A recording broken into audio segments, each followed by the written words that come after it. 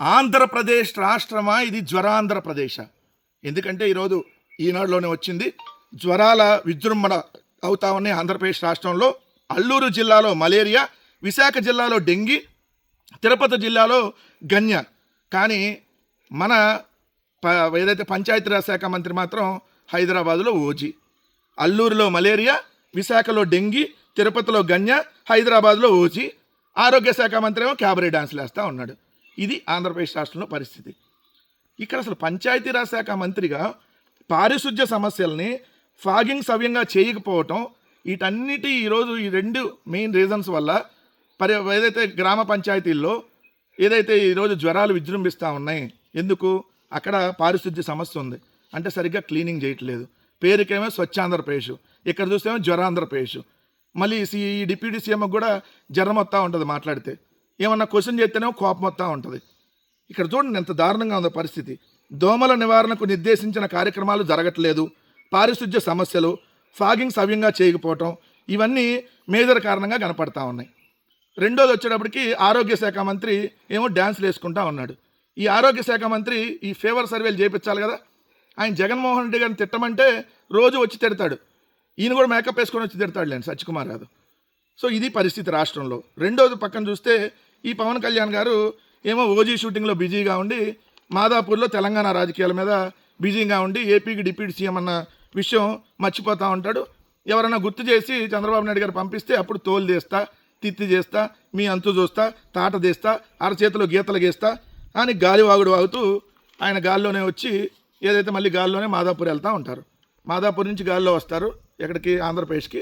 మళ్ళీ ఆంధ్రప్రదేశ్ నుంచి గాల్లోనే మాదాపూర్కి వెళ్తారు. ఇది ఆంధ్రప్రదేశ్ రాష్ట్రంలో ఉప ముఖ్యమంత్రి పరిస్థితి. ఓ పక్క ఈ విధంగా ఉంది. కానీ ఈయనేమంటాడు? హోంశాఖ నా చేతిలో ఉంటే ఒక్కొక్కరిని తార తీసేవాడిని అంటాడు. ముందు నీ దగ్గర ఉన్న శాఖని ఏడు, నీ దగ్గర ఉన్న శాఖని ఏడువు. ఆ శాఖల్ని ఆడటం నీకు శాత కాదు. పర్యావరణ అటవీ శాఖకి లాస్ట్ ర్యాంక్ ఇచ్చాడు మన చంద్రబాబు నాయుడు గారు. పంచాయతీరాజ్ శాఖకి లాస్ట్ నుంచి 3వ ర్యాంక్ ఇచ్చాడు. ఇంకేంది నువ్వు శాఖలు ఏడుస్తుంది? ఓ పక్క ఈరోజు చూస్తే మడ అడవులు ధ్వంసం చేస్తూ రొయ్యల చెరువులను తవ్వేస్తూ ఉన్నారు కృష్ణా జిల్లాలో కృత్తి వెన్నులు. బట్ పవన్ కళ్యాణ్ మాత్రం ఏది తాట తెత్తా తోలు తెత్తా అని సినిమా డైలాగులు చెబుతాడు తప్ప వీటి గురించి మాట్లాడు. అదేవిధంగా ఎన్టీఆర్ జిల్లాలో భారీ మట్టి గ్రావెల్ తవ్వకాల్లో పర్యావరణానికి భారీ ముంపు ఏర్పడతా ఉంటే ఈయన మాత్రం నా చేతిలో అది ఉంటే పొడి చేస్తా, నీ చేతిలో ఇది ఉంటే పొడి చేస్తా అంటావు. మరి ఎడి దగ్గరికి వెళ్ళి పొడవచ్చుగా. ఇంకొకటి వచ్చేటప్పటికి ఈరోజు క్లియర్గా కనపడతా ఉంది ఏంటంటే విశాఖలో కొండల్ని మాయం చేస్తూ ప్రైవేట్ వాళ్ళకి ఇచ్చేస్తూ ఉన్నారు. కానీ ఈయన మాత్రం ఓజీ షూటింగ్లో బిజీగా ఉండి నేను చూడలేదే, నాకు కంపట్లేదే, నాకు ఇంపట్లేదే అంటాడు.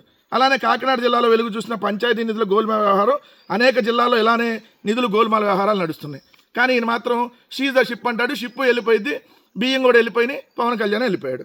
తర్వాత సర్పంచుల పదవీ కాలం ముగిసిపోతున్న కొన్ని రోజుల ముందు 669 పంచాయతీల్లో ఒకే తరహాలో పెట్రోల్ డీజిల్ నకిలీ బిల్లులు పెట్టి 20 కోట్లు డ్రా చేశారు. పవన్ కళ్యాణ్ మాత్రం అవునా నాకు తెలియదే, నా శాఖ అనుకోలేదే ఇది అంటాడు. నీ శాఖ బాబు, నీ శాఖలో జరిగింది. 15 ఆర్థిక సంఘం నిధులు 1000 కోట్లు దారి మళ్లించారు ఓ పక్క. ఇంకో చోట చూస్తే ఈరోజు ఏదైతే పంచాయతీలకు సంబంధం అంటూ సర్పంచుల పదవీ కాలం అయిపోయింది. ఈరోజు అధికారుల పాలన నడుస్తుంది. అధికారులకేమో కనీసం బ్లీచింగ్ పౌడర్ కొనాలన్నా, ఏదైతే పోయినటువంటి మంచినీటి పంపులు రిపేర్ చేయాలన్నా, పోయినటువంటి లైట్లు వేయాలన్నా డబ్బులు లేనటువంటి పరిస్థితి. మరి ఇంకా చెప్పయ్యా, నువ్వేం పొడిసావు 2 సంవత్సరాల్లో? చంద్రబాబు నాయుడు డబ్బులు ఇచ్చినప్పుడు వచ్చి గాలివాగుడు వాగెళ్ళటం తప్ప ఈ రాష్ట్రం వల్ల, రాష్ట్రానికి నీ వల్ల ఏమన్నా కొద్దిగా ఉపయోగం ఉందా అని చెప్పి ఈరోజు ప్రజలు అడుగుతూ ఉన్నారు. అదే ఈనాడు దినపత్రిక కూడా రాసింది.